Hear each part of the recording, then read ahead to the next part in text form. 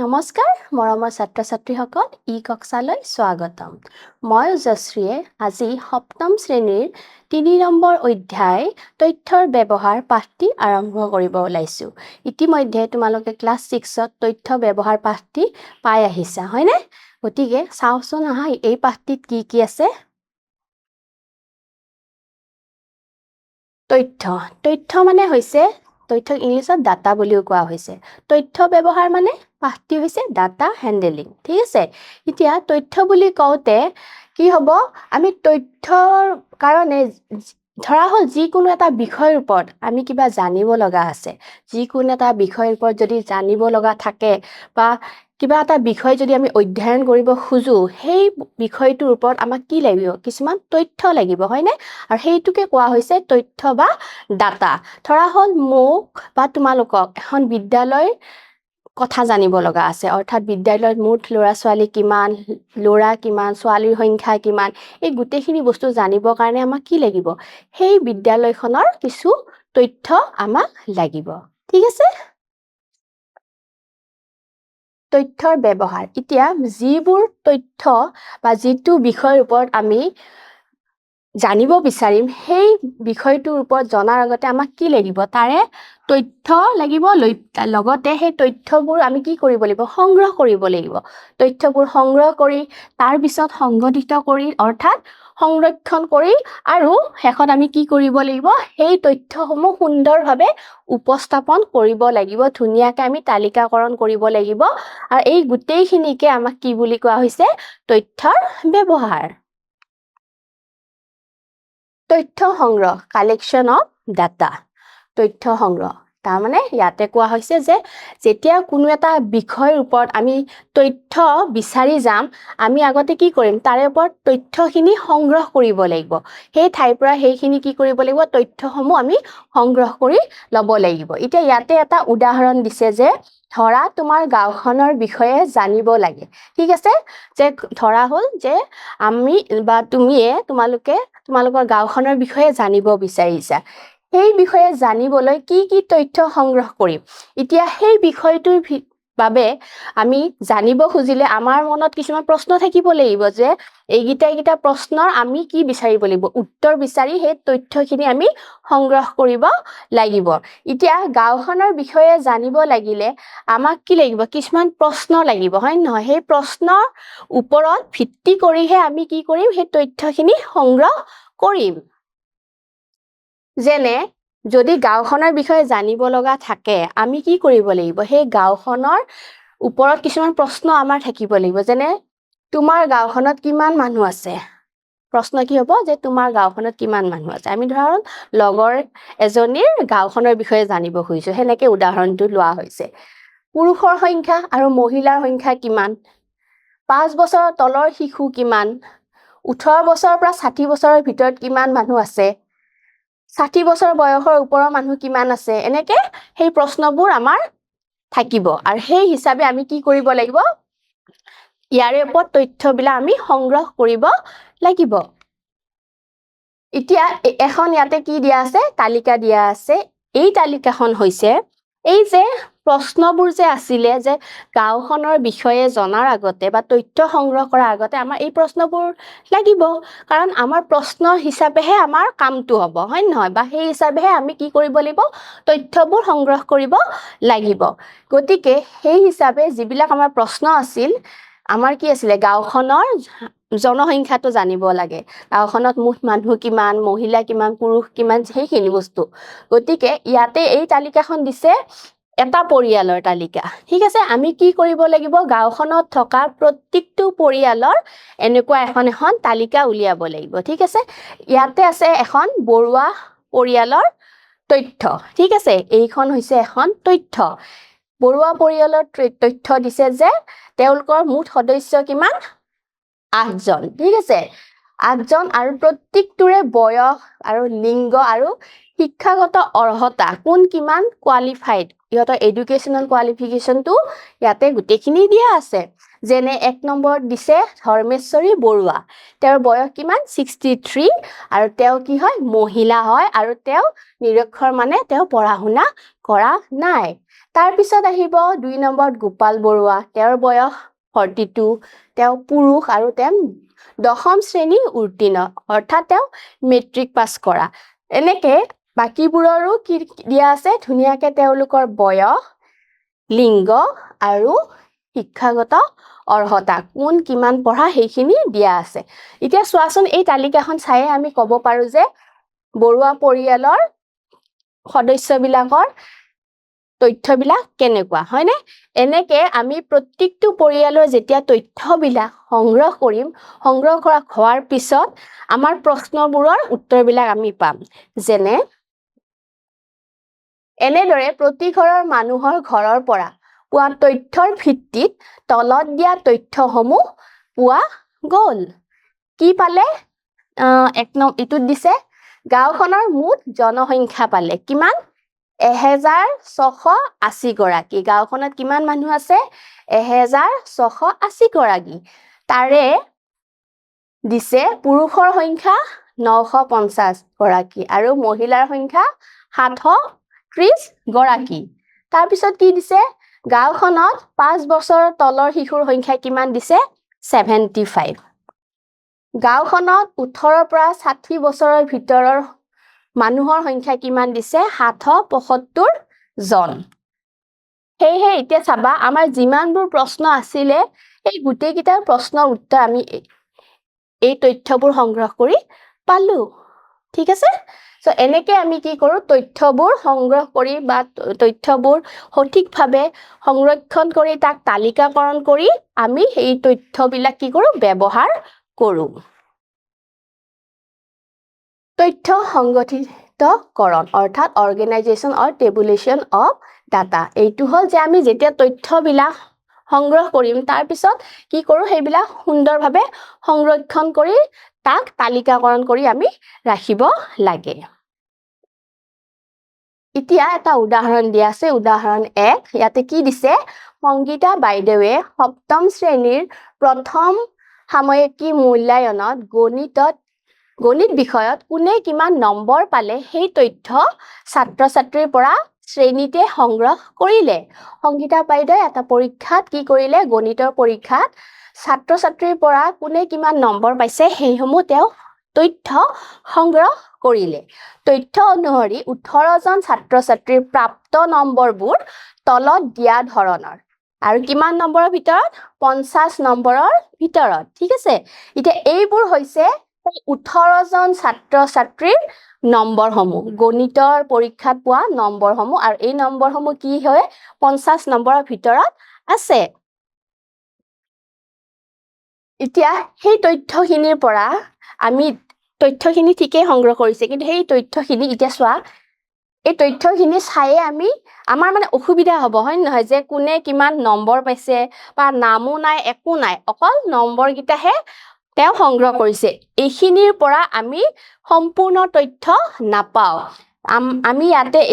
চাব লাগিব যে কোনে কিমান নম্বৰ বেছি পাইছে কোনে কম পাইছে এই একোৱে মানে তথ্য নাই সেই কাৰণে আমি কি কৰিব লাগিব ইয়াৰ ওপৰত তালিকা প্ৰস্তুত কৰিব লাগিব হেহে এই তথ্যৰ পৰা কি কৰিছে দুখন তালিকা প্ৰস্তুত হৈছে প্ৰথমখন আমি চাওঁ আহা প্ৰথমখনত দিছে যে এই তালিকাখন চোৱা ইয়াতে ৰোল নম্বৰ সমূহ ধুনিয়াকে এটা ক্ৰমত লিখি গৈছে 1 ৰ পৰা 18টা ষ্টুডেন্ট আছিল একদম 18 লৈকে ঠিক আছে আৰু ইয়াতে নাম সাপেক্ষে কি কৰিছে তেওঁলোকৰ নম্বৰ বিলাক দিছে এতিয়া এই তালিকাখনতো কিছুমান কি আছে অলপ মাইনাস পইণ্ট এটা আছে যেনে যদি মই সুধো যে এই তালিকাখনৰ পৰা চাই কোৱাচোন কোনে আটাইতকৈ বেছি নম্বৰ পাইছে বা কোনে আটাইতকৈ কম নম্বৰ পাইছে হেনেকে সুধিলে অলপ ক'ব অসুবিধা হ'ব কাৰণ আমাক সময় লাগিব হেইহে এখন দ্বিতীয় তালিকাও প্ৰস্তুত কৰা হৈছে সেইখন চাও আহা যে প্ৰথমখন তালিকাৰ যে কিছুমান অসুবিধা আছে আমি লগে লগে ক'ব নোৱাৰো কোনে বেছি পাইছে কম পাইছে সেইখিনি বস্তু ইয়াতে দিয়া আছে এতিয়া চোৱা এইখন তালিকা দ্বিতীয় তালিকাত এতিয়া এই তালিকাখনত ৰোল নম্বৰ বিলাক সিৰিয়ালি নাই ইয়াতে কি কৰিছে যোনে হাইয়েষ্ট নম্বৰ পাইছে যোনে সৰ্বাধিক নম্বৰ পাইছে যোনে সৰ্বোচ্চ নম্বৰ পাইছে তেখেতৰহে নামটো আগত আছে যেনে ইয়াতে হাইয়েষ্ট নম্বৰটো কিমান 42 আৰু 42 কোনে পাইছে শ্যামলীয়ে পাইছে হয়নে আৰু সবতকৈ কম কোনে পাইছে কাবেৰী কিমান পাইছে 13 পাইছে এতিয়া চোৱা এই তালিকাখন আমি চাইয়ে ক'ব পাৰিছো কোনে কিমান নম্বৰ পাইছে আৰু সেই হিচাপে আমি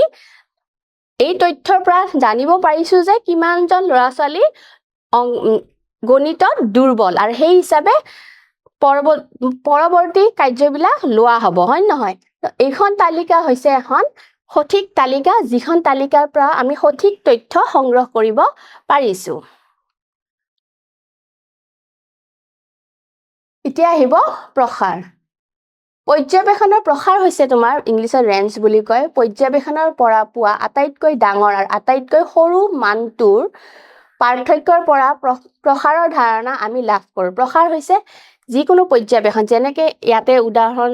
ললো আমি সংগীতা বেদৰ যিবিলাক নম্বৰ দিছিলে সেই নম্বৰবিলাক এটা এটা কি হয় পৰ্যবেক্ষণ ঠিক আছে সেই পৰ্যবেক্ষণবোৰৰ পৰা আমি আটাইতকৈ ডাঙৰ পৰ্যবেক্ষণ অৰ্থাৎ ডাঙৰ সংখ্যাটো আৰু আটাইতকৈ সৰু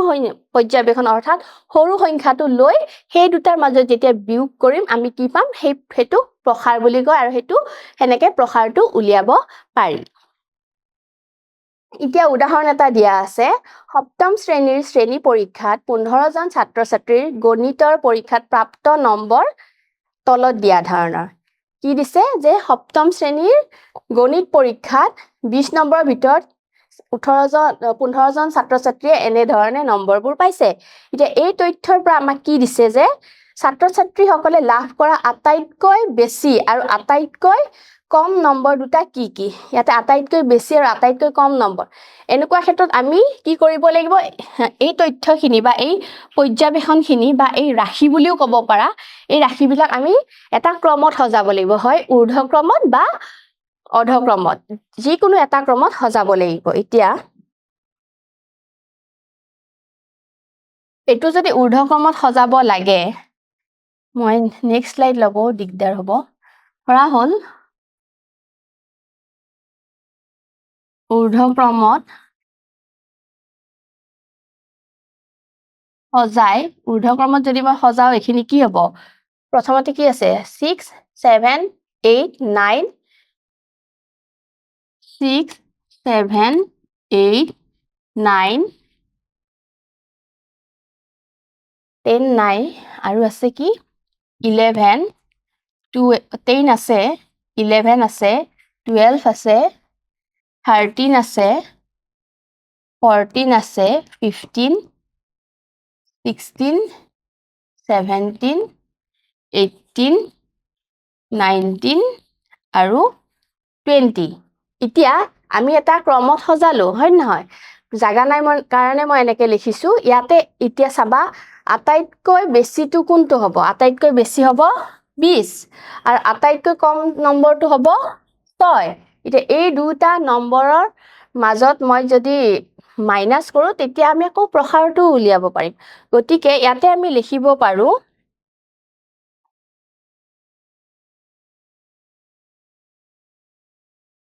একৰ কাৰণে লিখিব পাৰো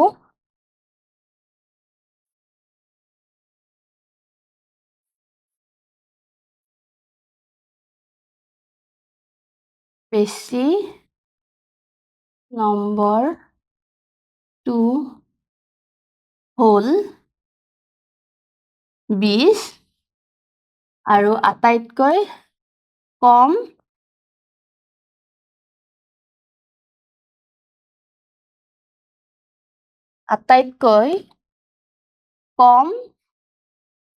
নম্বৰ টু হ'ল 6 এই দুটা পালো ঠিক আছে আটাইতকৈ বেছি নম্বৰ আটাইতকৈ কম নম্বৰ নেক্সট কুৱেশ্যনটো কি আছিলে আমি চাওঁ ছাত্ৰ ছাত্ৰীসকলৰ নম্বৰৰ প্ৰসাৰ কি হ'ব নম্বৰৰ প্ৰসাৰটো হ'ব ইয়াতে লিখি দিওঁ প্ৰসাৰটো হ'ব আটাইতকৈ বেছিটো কি আছিলে আমাৰ 20 আৰু কমটো আছিলে 6 20 আৰু 6 গতিকে এনসাৰটো হ'ব ইয়াতে 14 তো এনেকৈ আমি প্ৰসাৰটো উলিয়াব পাৰিম নেক্সট আহিব গড় বা ইংলিছত এৰিথমেটিক মিন বুলিও কোৱা হৈছে গড় হৈছে পৰ্যবেক্ষণৰ সংখ্যাৰ গড় গড় গণনা কৰিবলৈ আমি পৰ্যবেক্ষণসমূহৰ মানৰ যোগফলক মুঠ পৰ্যবেক্ষণৰ সংখ্যাৰে ভাগ কৰিব লাগে এইটো এটা সূত্ৰ যে x বাৰেৰে বুজোৱা যায় x1 x2 বিলাক হৈছে কিমানটা পৰ্যবেক্ষণ যিমানটা পৰ্যবেক্ষণ হ'ব সিমানটা কি হ'ব ইয়াতে যোগ হৈ গৈ থাকিব পাঁচটা পৰ্যবেক্ষণ আছে পাঁচটাই যোগ হ'ব আৰু হৰণ হ'ব সেই পাঁচ সংখ্যাটোৰে ছয়টা পৰ্যবেক্ষণ আছে বেলেগ বেলেগ সংখ্যা সেইকেইটা যোগ হ'ব হৰণ হ'ব 6ৰে তো এনেকৈ আমি গড় মানটো উলিয়াব পাৰিম গাণিতিক গড় বা মধ্যমান সেই গড়কে কি বুলি কোৱা হৈছে গাণিতিক গড় বা মধ্যমান মধ্যমান মানে মুঠ ৰাশিৰ সমষ্টি সেইটো হৰণ হ'ব মুঠ ৰাশিৰ সংখ্যা পৰ্যবেক্ষণও ক'ব পৰা ৰাশিও ক'ব পৰা উদাহৰণবিলাক কৰিলে বুজি পাবা এতিয়া উদাহৰণ 3 চোৱা প্ৰাঞ্জলে এটা সপ্তাহত ঘৰত পঢ়াৰ সময়বিলাক দিয়া আছে প্ৰাঞ্জলে কি কৰিছে সপ্তাহত কোনবাৰ কেই ঘণ্টা পঢ়িছে ধুনীয়াকৈ ইয়াতে দিছে এতিয়া এই তালিকাৰ পৰা প্ৰাঞ্জলে সপ্তাহটোত গড়ে কিমান ঘণ্টাকে পঢ়িল চাও আহা গড়ে কিমানকে পঢ়িল এতিয়া যদি ওলাব লাগে মই ইয়াতে লিখি দিও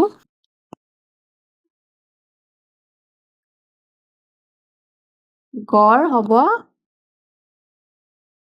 এই গোটেইকেইটা সংখ্যা অৰ্থাৎ যোগ হ'ব সেই ৰাশিবোৰ যোগ হ'ব কিমান 3 যোগ 4 যোগ 4 যোগ 3 যোগ 5 যোগ 4 যোগ 5 আৰু কেইটা আছে 1 2 3 অৰ্থাৎ সপ্তাহত 7টা 7ৰে ঠিক আছে এতিয়া এইবিলাক আমি কি কৰিব লাগিব এই ৰাশিবিলাক যোগ কৰি দিব লাগিব যোগ কৰিলে কিমান পাম 3 7 11 14 19 19 plus 4 23 plus 5 28 28 পালো তো 28 টো 7ৰে যায় 4 বাৰ সো এনসাৰটো কি হ'ব 4 অৰ্থাৎ গড় মানটো হ'ল 4 গড়ে 4 ঘণ্টাকে সদায় পঢ়ে বুলিও আমি ধৰিব পাৰো এইটোৱে হ'ল ইয়াৰ উত্তৰ ঠিক আছে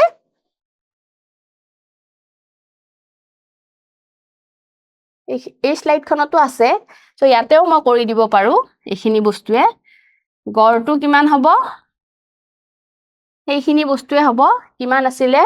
3 4 4 3 3 যোগ 4 যোগ 4 যোগ 3 যোগ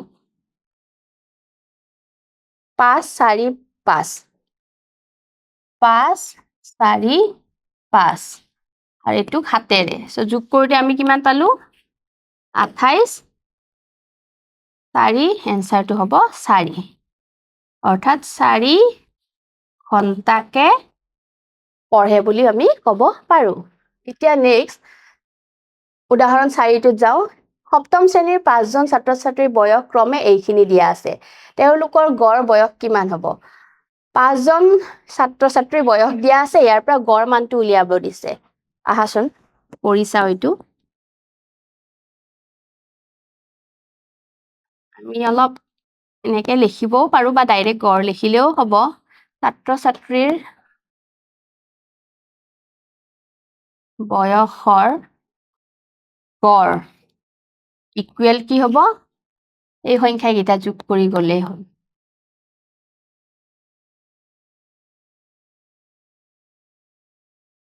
এইটা আছে 1 2 3 5 জন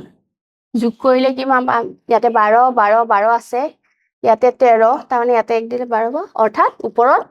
তোমালোকে যোগ কৰি চাবা 60 হ'ব আৰু তলত 5 5ৰে 60 যাব এবাৰ বাৰ এনসাৰটো হ'ব 12 ঠিক আছে এবাৰ আহা আমাৰ মূল্যায়ন 1 নম্বৰত আছে সপ্তম শ্ৰেণীৰ শ্ৰেণী পৰীক্ষাত 10 জন ছাত্ৰ-ছাত্ৰী ইংৰাজী পৰীক্ষাত প্ৰাপ্ত নম্বৰ তলত দিয়া ধৰণৰ কিমান নম্বৰ পাইছে 10 জন ছাত্ৰ-ছাত্ৰী ইংৰাজীত এইখিনি নম্বৰ দিয়া আছে এতিয়া ছাত্ৰ-ছাত্ৰীসকলে লাভ কৰা আটাইতকৈ বেছি আৰু আটাইতকৈ কম নম্বৰ দুটা কি কি ইয়াতে এ টোত হ'ব এৰ উত্তৰটো হ'ব, কি হ'ব? আটাইতকৈ বেছিটো কি হ'ব?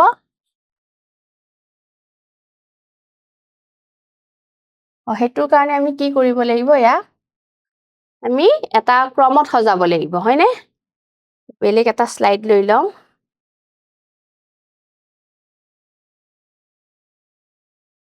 সংখ্যাকেইটা কি আছে? 6, 7, 8, 9, 10, 5, 6, 7, 8, 9, 10, 11, 12.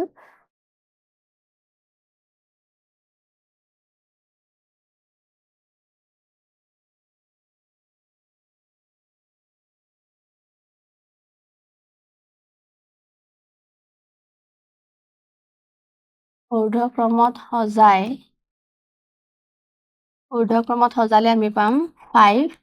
6, 7, 8, 9, 10, 11,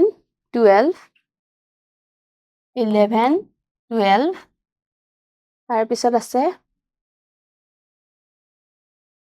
17 আৰু 20, 17 আৰু 20, 10টা হৈছে নাই? 1, 2, 3, 4, 5, 6, 7, 8, 9, 10.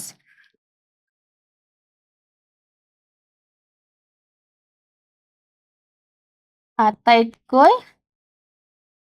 বেছি নম্বৰটো হ'ল, আটাইতকৈ বেছি কি হ'ব? 20, আৰু আটাইতকৈ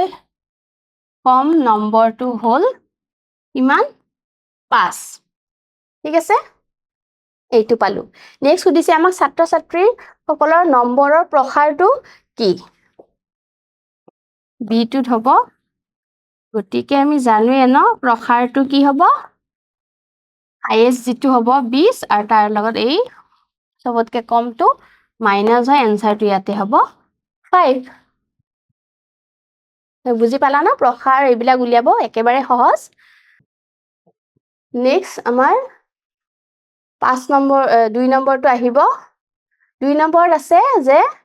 5জন ছাত্ৰ-ছাত্ৰীৰ বয়স ক্ৰমে ইমান বছৰ, ঠিক আছে? তেওঁলোকৰ গড় বয়স কিমান হ'ব? এইটো সহজে গড় বয়স কিমান হ'ব? এইখিনি যোগ হ'ব। 15 যোগ 12 যোগ 13 যোগ 11 যোগ 9, কিমান আছে? 5জন। এইখিনি যদি আমি যোগ কৰো 27, 13টো হ'লে 40, 51, আৰু 9 যোগ হ'লে এইটো কি হ'ব? 60 হ'ব। 5ৰে এইটো 12, এনচাৰটো হ'ব 12। তো আমি ইয়াতে গড় বয়সটো কিমান পালো? 12। মৰমৰ ছাত্ৰ-ছাত্ৰীসকল, আশা কৰিছো যিখিনি বস্তু বুজাইছো ভালকে বুজি পাইছা। নমস্কাৰ, ধন্যবাদ।